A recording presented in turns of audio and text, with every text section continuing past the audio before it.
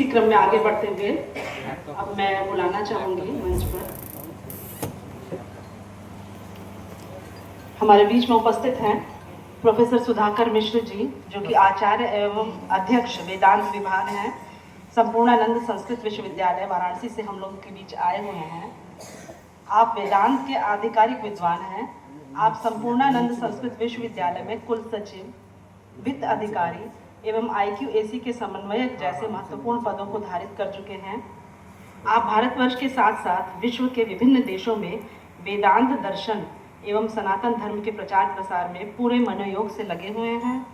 आप संस्कृत साहित्य, वेदांत एवं दर्शन पर बहुत सारी पुस्तकें लिखे हैं। अंतर्राष्ट्रीय एवं राष्ट्रीय पत्रिकाओं में आपके लगभग 40 से अधिक शोध पत्र प्रकाशित हुए हैं। ऐसे विद्वान हमारे बीच में उपस्थित हैं। मैं चाहती हूँ कि हम करतल ध्वनि से उनका स्वागत करें। सर,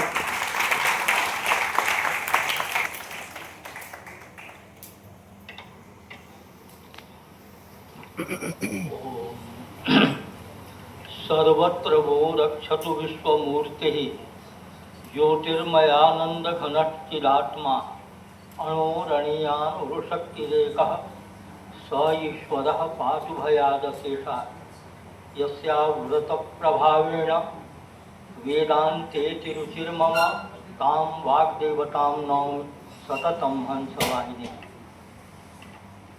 आज के इस विद्वत संगोष्ठी के अध्यक्ष, सहृदय और दूरदर्शी प्राचार्य आदरणीय श्री कृष्णकांत सिंह जी, एक व्यवस्था है प्रकृति की, आप कोने में बैठ जाइए, कोई न जाने, और वहाँ गाली दीजिए केवल। ये शब्द विज्ञान पर आचार्यों का जो शोध है उसके अंतर्गत मैं बता रहा। और आप किसी का भाव से या जैसे भी गाली दीजिए, आपकी कुख्यातिपना वातावरण में फैलने लगेगा, लोग घृणा करना शुरू कर देंगे। आप किसी को मत कहिए, केवल अपना काम करिए। इतना एकांत में भी बैठ करके आप अपने कर्तव्य का पालन करिए तो वो ख्याति। इसीलिए शास्त्रकारों ने कहा, धार्मिकत्व प्रयुक्त उत्कृष्टत्व प्रकारक नाना दिग्देशीय लोक समवेत विषयता कीर्ति। कीर्ति सबको नहीं मिलती। यश पुण्यैर यशो लभ्यते का, बहुत पुण्य से आदमी सुयश को प्राप्त करता है। कुख्यात तो हो सकता है, कुख्यात और सुख्यात सुविख्यात हमारे आचार्य जी का काशी तक। अब काशी में यदि सुयश फैल गया तो समझ लीजिए कि अब वो पृथ्वी से इतर लोक में व्यक्ति का कार्य का जो है वो समीक्षा हो रही है। ऐसे सर्वदय जिनका कार्यकाल मैं समझता हूँ कि अभी 8-9 महीने हुआ होगा यहाँ आए हुए, इस बीच में 5-6 सेमिनार हो चुके। ऐसे ही नहीं होता, एक सेमिनार कराने में, एक संगोष्ठी कराने में विद्वानों को बुलाना, उनकी व्यवस्था, उतना उनके प्रति समर्पण।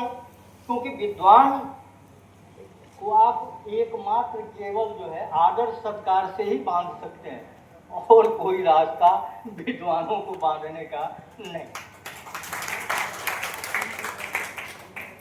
और जो कुलीन होता है उसी के अंदर ये क्षमता होती है।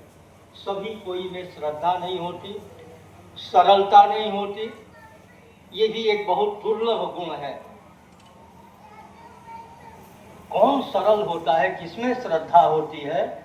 तो शास्त्रों में कहा, श्रद्धा उसको होती है जो कुलीन होता है। अकुलीनानां श्रद्धा नैव भवति। जिस व्यक्ति का मातृकुल पितृकुल शुद्ध नहीं है, ऐसे व्यक्ति के हृदय में किसी के प्रति श्रद्धा होगी ही नहीं। जब विद्वान और अपने माता पिता के प्रति श्रद्धा नहीं होगी तो देश दुनिया के प्रति श्रद्धा बहुत दूर, कोसों दूर, हजारों मील दूर की बात। ऐसे आदरणीय जो विद्या विनय संपन्ने ब्राह्मणे गविहस्तिनी, जो गीता में कहा, विद्या के साथ, पद के साथ सरलता बहुत मुश्किल हो जाता है। पद पैसा आ जाए और उसके बाद आदमी में सरलता भी हो, बहुत कठिन, बहुत बहुत बहुत कठिन है। हमारे अंग्रेजी के आचार्य आदरणीय वाचस्पति द्विवेदी जी, जो हम लोगों के बड़े आदरणीय हैं, परिचय तो हमारा आज ही हुआ है, इनके शास्त्र में भी हमारी कुछ श्रद्धा है। विलियम वर्ड्सवर्थ की एक लाइन है, internal sunshine over the head. व्यक्ति का जो अंतर विचार होता है, अंतस होता है, जैसा व्यक्ति का हृदय होता है वैसा ही उसके मुख पर दिखाई देता है। गायत्री जपने वाला सात्विक व्यक्ति का आप जब मुख देखेंगे तो एक लालिमा, एक तेज, एक सौंदर्य अलग ही होगा। सौंदर्य पिपरमेंट लगाने से नहीं आता, एक भीतर का सौंदर्य। जब आदमी कर्तव्यनिष्ठ होता है, और विद्वानों के प्रति जो इस समय लोगों के मन में विचार है वो आप लोग सब परिचित हैं। आज जो सबसे बड़ी समस्या है समाज की, कोई विद्वान बनना नहीं चाहता, कोई पहलवान बनना नहीं चाहता, कोई माता पिता विद्वान बनाना नहीं चाहता, पहलवान बनाना नहीं चाहता। बड़े भाग्य से आदमी पहलवान और विद्वान होता है।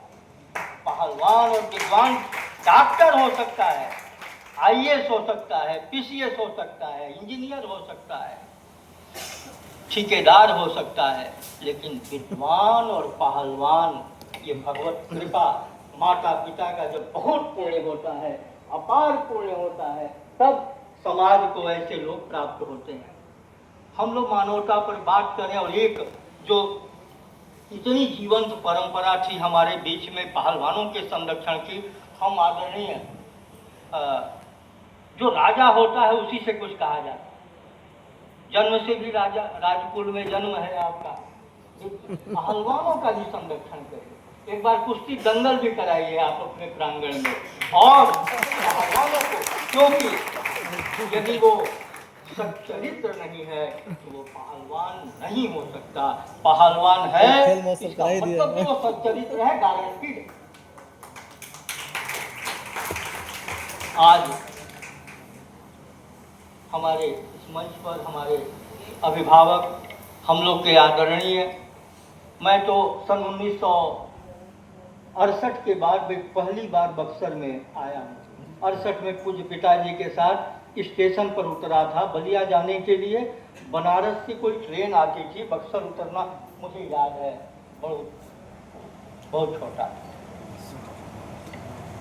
एक संयोग तो ये, और एक संयोग आपके महाविद्यालय का ये है कि हमारा भी विश्वविद्यालय राज्य सरकार के द्वारा सन 1958 में ही विश्वविद्यालय का वो जो है स्तर को प्राप्त किया है, और आपके महाविद्यालय की स्थापना सन 1958 की है। तो ये भी एक संयोग, कई संयोग होते हैं। और हमारे आने में जो सबसे प्रमुख कारण थे, डॉक्टर अवनीश कुमार पांडे जी, साहब ये भी वित्ताधिकारी है, मैं रह चुका हूँ। एक बार मिथिला में एक व्यक्ति जा रहे थे बैलगाड़ी पर, तो रात हो गई, तो एक व्यक्ति के यहाँ गए, कहे हम आपके संबंधी छी। अब बेचारे संकोच बस पूछे नहीं कि कौन सा संबंध है, पूड़ी उड़ी बना उना खाए। सुबह जब चलने लगे तो कहा गृहपति ने कि सो हमें तो कोई संदेह नहीं है कि आप संबंधी नहीं है, लेकिन घर में लोगों की जिज्ञासा है कि सामान्य संबंध का विशेष संबंध में पर्यवसान होता है।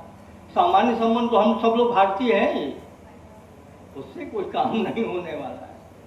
तो कहा कि अरे हजारों संबंध है, हमारी जो बैलगाड़ी है उस गाड़ी का जो लकड़ी है वो नीम का बना हुआ है, और आपके आंगन में नीम का पेड़ है, तो मत छकटारंभक निम्ब सजातीय निम्बत्व संबंध होने के कारण से हम आप संबंधी हुए। तो हमारा आपका भी एक संबंध बन गया। इस कारण से भी आने की स्थिति न रहते हुए भी हमने बड़े श्रद्धा से यहाँ आना, कोई लाचारी से नहीं। ऐसे हमारे अवनीश कुमार पांडे जी, सर्वे गुणाः कांचन मार्जन्ति। अगर वित्त ठीक न हो कोई भी कार्य आदमी सफलता पूर्वक नहीं कर सकता। ऐसे इस महाविद्यालय के सहृदय हमारे वित्ताधिकारी प्रोफेसर पांडे जी और भी जो लोग बैठे हैं, कुशल संचालिका और नशा सभा यत्र न सन्ति वृद्धाः, सभी को मालूम है वो सभा तब तक शोभायमान नहीं होती जिस सभा में ज्ञान वृद्ध और वयोवृद्ध लोग। कसौटी कौन होगा? बोल के तो हम चले जाएंगे, नई पीढ़ी तो कुछ समझ नहीं रही है, कम समझ रही है। जो समझदार लोग हैं उनको हम प्रतिबंधित करेंगे, तो हमारे बोलने कसौटी कौन बनेगा? सबसे बड़ा कसौटी होता है जो ज्ञान वृद्ध होता है, जो वयोवृद्ध होता है। हम अपने ज्ञान वृद्ध वयोवृद्ध आचार्यों के चरणों में मैं प्रणाम करता हूँ और सभी जो उपस्थित लोग हैं उनको सिया राम में सब जग जानी करहूँ प्रणाम, जोर जुग पानी। ये राम की एक तरह से शिक्षा स्थली भी है। बला, अति बला इत्यादि विद्याओं का संकल्प के द्वारा, संकल्प विज्ञान समय कहाँ था? अयोध्या से चल चुके हैं। अयोध्या में तो शिक्षा दिया नहीं उन्होंने, विश्वामित्र ने। ये शस्त्र की शिक्षा कब प्राप्त किया राम ने? इसी यात्रा के क्रम में। ये जो यात्रा शुरू हुई तो इस यात्रा में ये जो क्षेत्र था, गाजीपुर में जन्म हुआ विश्वामित्र का, महाराज गाजीपुर है उसी का अपभ्रंश। और यहाँ आकर के उन्होंने तप किया है, भगवान राम को विद्या दान दिया है, जिस विद्या का उपयोग आगे के जीवन में एक हमने 30-40 वर्ष पहले वाल्मीकि रामायण पर एक कोई शोध था, उसमें पढ़ा था, सैकड़ों विद्याओं को बिना उसमें गिनाया है, जिसमें निद्रा जीतने का भी एक सामर्थ्य होता है। भूख नहीं, इच्छा कर दिया कि भोजन भूख न लगे, वो नहीं लगेगा। ऐसी ऐसी विद्याओं का उन्होंने संचार किया भगवान राम के। ऐसे स्थान में बोलना तो बहुत संभल के बोलना पड़ता है, यहाँ मनमानी नहीं चलती। ऐसे जगह पर आप सभी यहाँ विद्याध्ययन कर रहे हैं और ये जो कार्यक्रम होता है, प्रायः ये जो हमारी जो युवा पीढ़ी है, जो विद्यार्थी वर्ग है, उनको प्रेरित करने के लिए, उनके ज्ञान के संवर्धन के लिए, औरों का भी हो अलग बात है, लेकिन मुख्य उद्देश्य होता है कि जो आने वाली पीढ़ी है वो देखे समझे कैसे कैसे लोग रहे हैं, क्या हमारा ये भूत रहा है, कैसी परंपरा रही है। पढ़ने जाता है, हमारा समय बता दें। नहीं ठीक समय हमारा नहीं ठीक ऐसा नहीं करता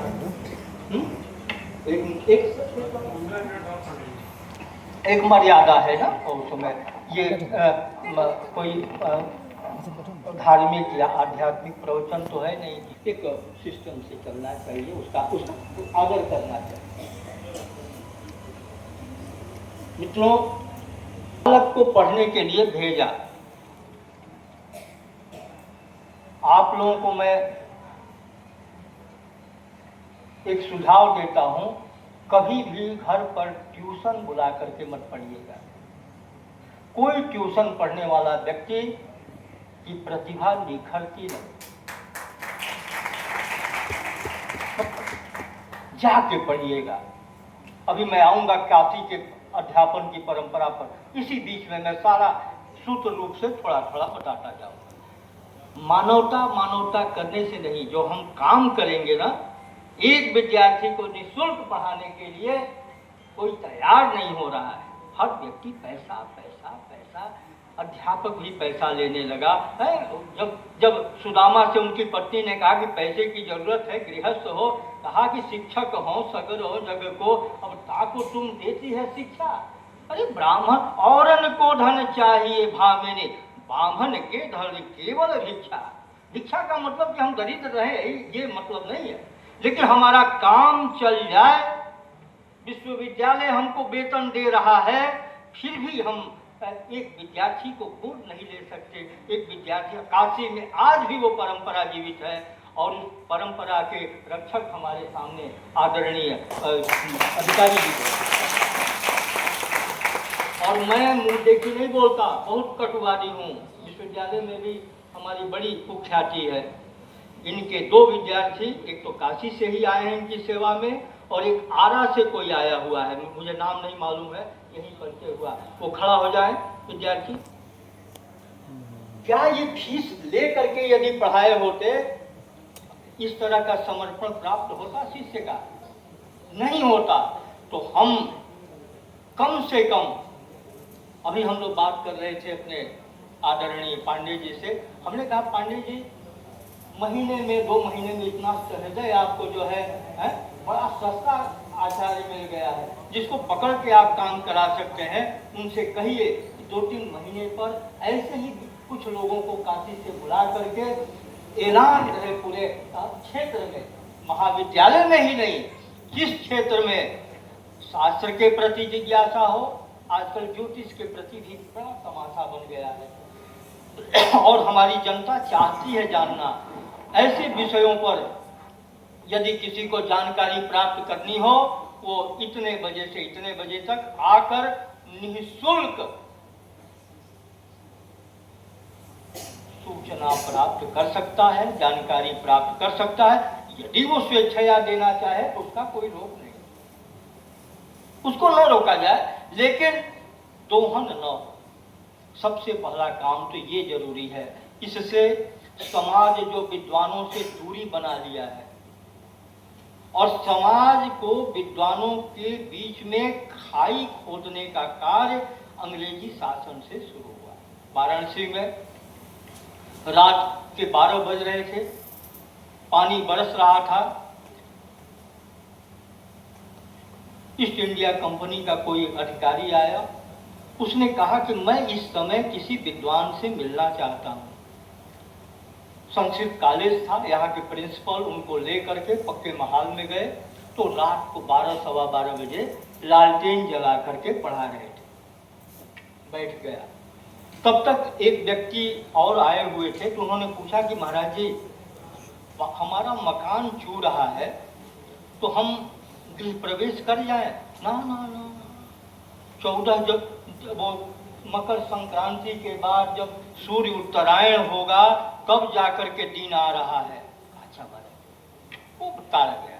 वहां से निकला, उसने ईस्ट इंडिया कंपनी को लिखा, एक ऐसा तबका है इस राष्ट्र का जिसके मुट्ठी में सारी प्रजा है, वो अपना मकान में, अपने पैसे से बनाए हुए मकान में व्यक्ति गृह प्रवेश नहीं कर सकता बिना उसकी आज्ञा के। बिना उसकी आज्ञा के विवाह नहीं। ऐसे समाज, ऐसे व्यक्ति को जब तक आप समाज से अलग नहीं करेंगे, आप कुछ कर नहीं पाएंगे। तब अंग्रेजों ने कॉलेज खोला, और कॉलेज खोल करके प्रलोभन दे दे करके आचार्यों की नियुक्ति हुई, और इस प्रकार से जनता, ऐसे आचार्य जब हमारे महाविद्यालय से निकलते थे तो काशी की जनता उन पर थूकती थी, ये म्लेच्छ का जो है धन लेकर के पढ़ाने वाला आदमी जा रहा है। इस प्रकार से करके अध्यापकों को समाज से दूरी बना दी गई, और वो एक महाविद्यालय या विद्यालय का एक यंत्र बन करके रह गया। उस चीज को भी थोड़ा हम लोगों को ध्यान देना पड़ेगा, हमको समाज के तरफ, क्योंकि अगर ऐसा ही रहा तो परिवार तो टूट ही गया है, समाज भी टूट ही रहा है। HI से हम लोग AI पर आ गए हैं। ह्यूमन इंटेलिजेंस की बात होती थी, क्या कितना बड़ा विद्वान है, क्या है, कैसा है कि नहीं? इसको 10 ग्रंथ कंठ है, संस्कर्ता का 108 रूप होता है। काशी में इस समय कोई नहीं जिसको खड़ा होकर के सभा में संस्कर्ता का 108 रूप कह दे। क्या किस चीज पर अहंकार हम लोग करके बैठे हुए हैं? इन सब चीजों पर हम लोगों को विचार करना चाहिए और एक खुला सेशन होना चाहिए। ये तो छात्रों के लिए, अध्यापकों के लिए हो ही, इस समाज का 10, 20, 50, 100 किलोमीटर दूर तक का भी कोई व्यक्ति यदि आना चाहता है आए। यदि वो समर्थ है अपने पैसे से आए, नहीं समर्थ है हम देते हैं उसके लिए भाड़ा, आने का खर्चा, खाने का खर्चा। करोड़ों लोग ऐसे हैं मित्रों जिन्होंने माइक नहीं देखा है और माइक पर खड़ा होकर के कौन भी नहीं बोला है। तरसते रह जाते हैं लोग कि मंच देखने को मिल जाता, छूने को मिल जाता, और वह काम अभी तो हमारे विश्वविद्यालय में भी ये सामर्थ्य नहीं है कि वो कर पाए, क्योंकि हमारे विश्वविद्यालय के पास ऐसा समर्थ कोई व्यक्ति नहीं है। मेरा सौभाग्य है कि मैं बहुत ही समर्थशाली आचार्य के प्रांगण में बैठा हुआ हूँ और ये काम आप में करिए। विद्यार्थी पढ़ने जाता है, पढ़ करके आता है तो ऐसे ऐठ के चल रहा है। ज्ञान का जब अहंकार होता है तो पुरुष जो है ऐसे। पिता ने देखा तो कहा इसको तो भेजा था ज्ञान के लिए, और ज्ञान के बाद तो मन में नैर्मल्य आता है, ज्ञान के बाद तो विनम्रता आती है। विद्या ददाति विनयम, ये अनुचा न मानी, ये बड़ा ऊंचा तो मालूम पड़ रहा है। भेजा था शिक्षा के लिए और आ गया उजड़ बन करके।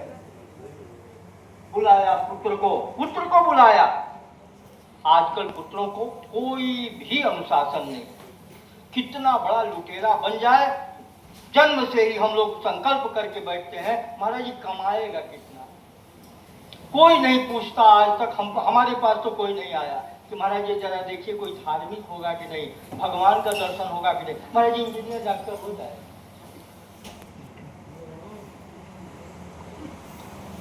हमारा सेवा करेगा कि नहीं कोई पूछ देते हैं स्वार्थ में, नहीं तो वो बंद हो गया है। ऐसे रोते हैं। आया, पिता ने पूछा उत्तम आदेशम अप्राक्षी ये न विद्याति न सर्वम विज्ञातम भवति। उस विद्या को तुमने प्राप्त किया है जिसके जान लेने के बाद अब कुछ जानने योग्य शेष नहीं रह जाता। चलो अपने गुरु के पास जाकर देखिए, उस समय गुरु की विनम्रता देखिए, पिता का देखिए, पुत्र का। दूसरा कोई रहता तो बता कि ठीक है हम अपना, बड़ा संस्कार था। दोनों जाते हैं जिन गुरु के पास से पुत्र शिक्षा प्राप्त किया है। महाराज जी उस विद्या को आपने हमारे पुत्र को क्यों नहीं दिया जिसके लिए जन्म मिला हुआ है। कहा महाराज अगर वो विद्या मुझे मालूम होती तो मैं आपके शिष्य से चुरा करके क्यों रखता, मुझे भी नहीं मालूम है। फिर तीनों मिल करके एक जो ब्रह्मनिष्ठ गुरु है उनके पास जाते हैं और जा करके ज्ञान प्राप्त करते हैं। ये ईमानदारी थी ज्ञान प्राप्त करने में। तब समाजवाद और मानवतावाद पर प्रवचन देने की आवश्यकता नहीं थी। माता प्रतीक्षा करती थी, घर की दादी माँ प्रतीक्षा करती थी कोई अतिथि आ जाए उसको खिला ले। सब लोग कहते हैं कि महात्मा गांधी को राष्ट्रपिता बना दिया, ये कर दिया। पता नहीं है कि उनकी माता ने कितना तप किया। 4 चांद्रायण किया हुआ है महात्मा गांधी की माता ने। और कलयुग में चांद्रायण व्रत के लिए निषेध किया है। बहुत कठिन व्रत होता है, 1 महीने का व्रत होता है, बड़े बड़े योगी नहीं कर पाते चांद्रायण व्रत। और जिसकी माता ने 4 चांद्रायण किया, चातुर्मास्य व्रत में आप माई एक्सपेरिमेंट्स विद ट्रूथ देखें, उन्होंने स्वयं लिखा हुआ है कि जब मैं निकलता था कि सूर्य के बिना दर्शन किए वो पानी भी नहीं पीती थी। जैसे वो निकलते थे आगे देख करके जा करके भीतर कहते थे कि माँ सूर्य निकल गया है। जब वो निकले तब तक बादल आ गया। 60 दिन बीत गया, माता ने पानी नहीं पिया, उसका पुण्य का भाव देख दोष पर दृष्टि बहुत जल्दी जाती है, क्योंकि हमारा मन मक्खी है और मक्खी गंदे पर ज्यादा जल्दी बैठती है। मधुमक्खी भी अगर रहता तो थोड़ा गलीमत रहता, फूल पर बैठता ये मन। मधुमक्खी का इस तरह का ये मन नहीं है, ये मन जो है हम लोगों का मक्खी है, केवल गंदगी ही देखता है और गंदा ही सोचने का इसका स्वभाव है, मोड़ना पड़ता है। जब पुत्र को शिक्षा दी जाती थी तो क्या शिक्षा दी जाती थी? पहले उसको आत्मविद्या दी जाती थी। ब्रह्म विद्याम सर्व विद्या प्रतिष्ठाम अथर्वाय ज्येष्ठ पुत्राय प्राह। समाज में तब तो ये पुत्र वही ज्येष्ठ है, वही कनिष्ठ है, लेकिन कम से कम 3 पुत्र लिखा है। एष्टभ्यो बहवः पुत्राः यदेकोपि गयाम ब्रजे। जो व्यवस्था शास्त्रीय है, ये अपनी अपनी सुविधा के लिए जो हम लोग करें वो अलग बात है। जब पुत्र का भी उद्देश्य हमको पता नहीं है, किस उद्देश्य से हम पुत्र की प्राप्ति कर रहे हैं, इन सारी चीजों को जब हम सामान्य रूप से समझेंगे तब पता लगेगा कि ज्येष्ठ पुत्र को ब्रह्म विद्या क्यों दी जाती थी। इसलिए मैं सूत्र रूप से कह दे रहा हूँ, बड़े पुत्र पर ही सामाजिक दायित्व का ज्यादा भार होता था। हमारे भोजपुर क्षेत्र के लोग होंगे जरूर, जब कोई चीज दी जाती थी या बंटवारा होता था तो एक शब्द आता है जेठौर। ज्येष्ठ पुत्र को दोगुना करके दिया जाता था। आम अगर सबको एक एक मिल रहा है तो जो ज्येष्ठ पुत्र होता था उसको, शास्त्र में भी बड़ा ज्येष्ठ पुत्र का महत्व है। उसके कारण से ये हमारे समाज में जो भी परंपरा है वो शास्त्र से विरुद्ध नहीं है। शास्त्र और समाज हमारा रचा पचा था, उसमें दोष दिखा दिखा करके ऐसे मन में उसके प्रति विराग पैदा कर दिया गया कि सारी हमारी जो शास्त्रों के प्रति, शास्त्रकारों के प्रति एक घृणा का भाव हो गया। जब उसको वास्तविकता का बोध होगा तो अपने परिवार में भी बेईमानी नहीं करेगा। आज हम लोग, मैं स्वयं अपने को भी कह रहा हूं, अभी तक ईमानदारी से घूस दे करके कुलपति नहीं बनना है, लेकिन इस बार हमने भी समाज को देखकर थोड़ा नारा बदल दिया है। नारा क्या दिया? जब 12 लाख रुपया सालाना हम सरकार को इनकम टैक्स दे सकते हैं तो हम समझ लेंगे कि 10 साल तक हमने दुगुना टैक्स दिया है। ये सरकार को ही तो जाना है, इसमें क्या दोष है? कोई दोष नहीं है, थोड़ा सा अभी मन को बना रहे। यदि वो ज्ञानवान होगा, इस तरह के प्रलोभनों में फंसेगा नहीं। अपने भाई से 1 करोड़ 10 करोड़ रुपया दे करके कुलपति आदमी बन रहा है और उसकी बहन भाई भिखमंगे की स्थिति है, 1,000 रुपया देता है तो 10 बार कहता है वो 1,000 रुपया दे नहीं हमारे लौटौल ना।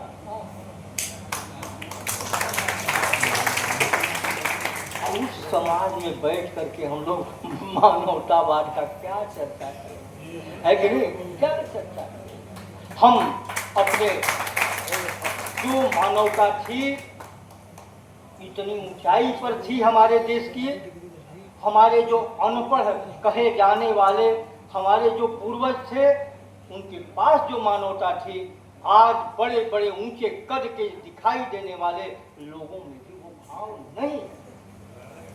माताएं अपना भोजन कम कर देती थी, हमारा बेटा पढ़ रहा है वो ज्यादा भोजन करे, वो दूध पिए, वो ऐसा करे, वो स्थिति आज है।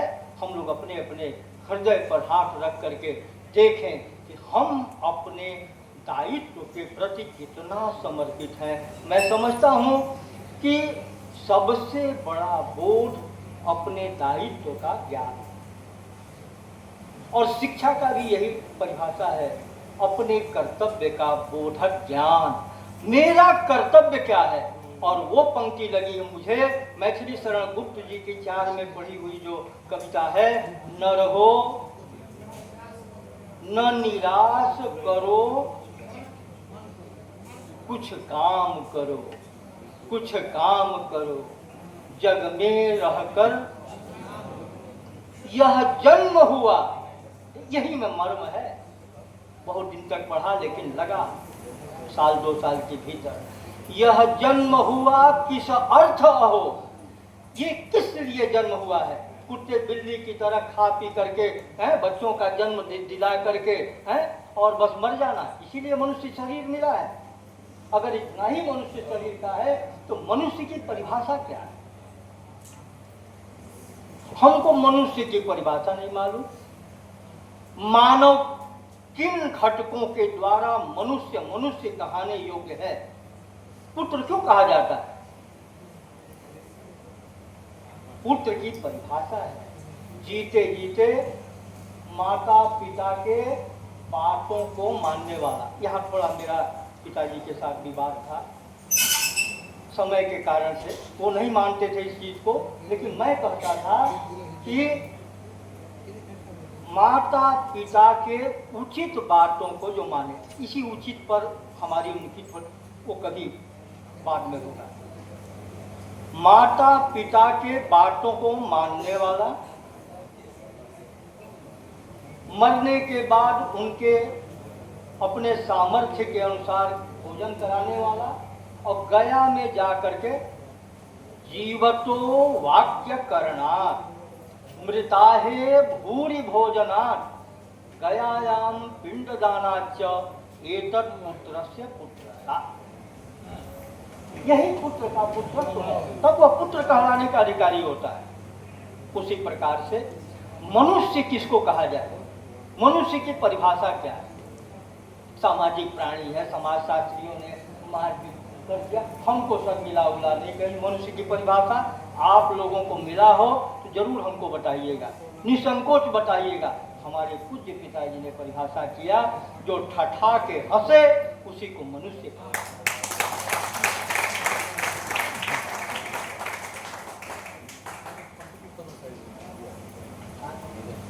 अट्टाट्टहास केवल मनुष्य करता है, देवता अट्टाट्टहास नहीं करता। राक्षस चिल्लाता है जोर से, अट्टाट्टहास। काशी में अट्टाट्टहास है, अट्टाट्टहास केवल मनुष्य करता है। इसीलिए तुलसीदास जी लिखते हैं, वहां की पंक्ति पकड़िए, हंस भी ठठाई फुलाई भी गाय। ठठा के हंसना वही अट्टाट्टहास का अपभ्रंश है जो हमारे भोजपुरी में था। भोज में जहाँ पूरी बनती है ना, उसी का नाम भोजपुरी है। अन्य जगह ये व्यवस्था नहीं है, अन्य जगह पूरी बनती है, यहाँ दाल पूरी बनती है, पूर्णा पूरी, पूरा किया जाता है। उसका बड़ा विज्ञान है। इन्हीं शब्दों के साथ मित्रों, ईमानदारी के साथ जितना भी पढ़ना हो, क्योंकि जैसे लिखा ना, मानवतावाद ज्ञान, भारतीय ज्ञान परंपरा में मानवतावाद अनंत यात्रा। ये जीवन भी अनंत यात्रा है।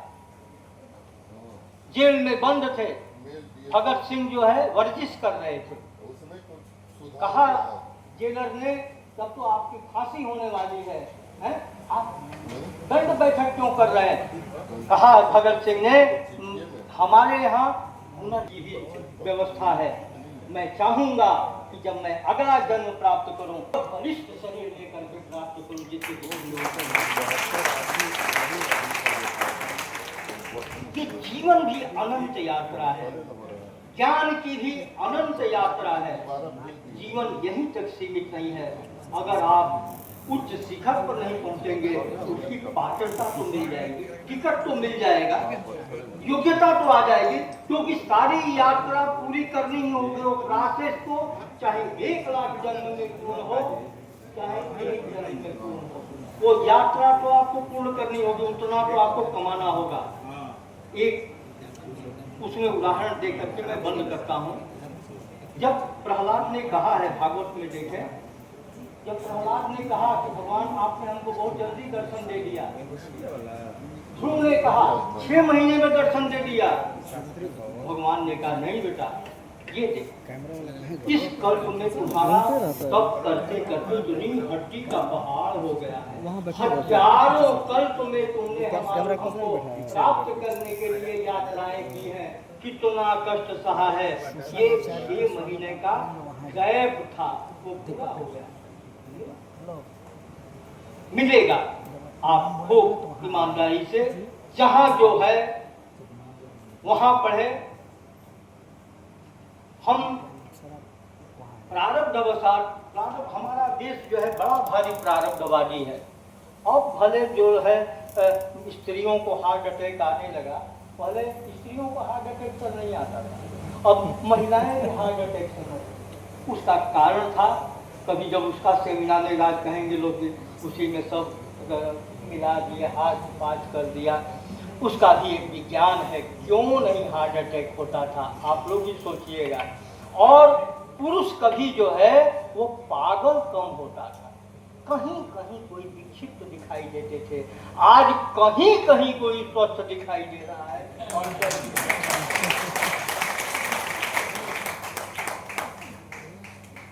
किडनी यहाँ है कि यहाँ है पता नहीं। एक डॉक्टर ने कहा, किसी ने कहा कि सर आपका भी मित्र जो है बहुत अच्छा डॉक्टर है, आप भी हैं, लेकिन आप उससे अच्छे हैं। कहा ये अपनी अपनी किडनी की बात है।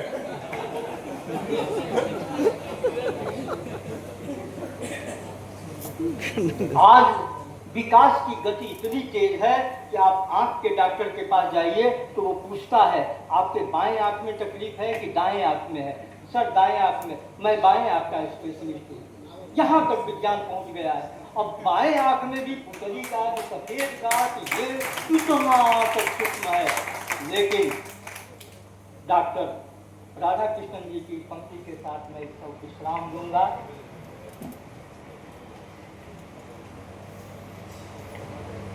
हम पक्षियों की तरह उड़ना सीख गए।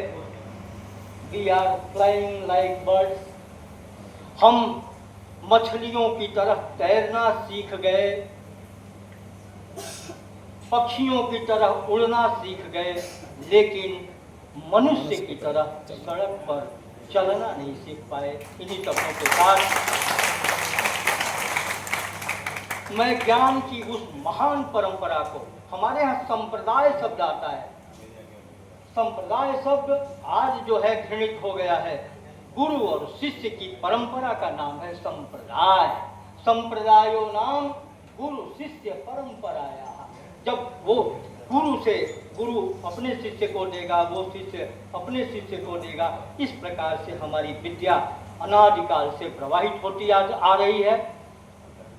आज जब हम काशी में बैठ करके निःशुल्क विद्या दान देते हैं तो बाहर के लोग विश्वास नहीं करते हैं कि काशी में बिना पैसा लिए भी पढ़ाया जाता है। विद्यार्थी को कपड़ा भी देते हैं लोग, भोजन भी कराते हैं। बाबा विश्वनाथ, माता अन्नपूर्णा की ऐसी कृपा है हमारे काशी पर कि आज भी ऐसे आचार्य वहाँ विद्यमान हैं जो उस परंपरा को जीवित किए हुए हैं। और मैं समझता हूँ सबसे बड़ी मानवता यही है कि हम उसको आगे बढ़ाते रहें। सबके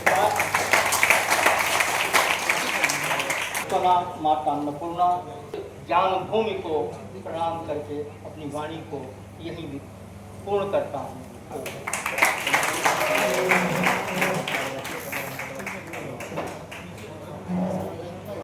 धन्यवाद सर, आपके ज्ञान से हम सभी लोग लाभान्वित हुए हैं।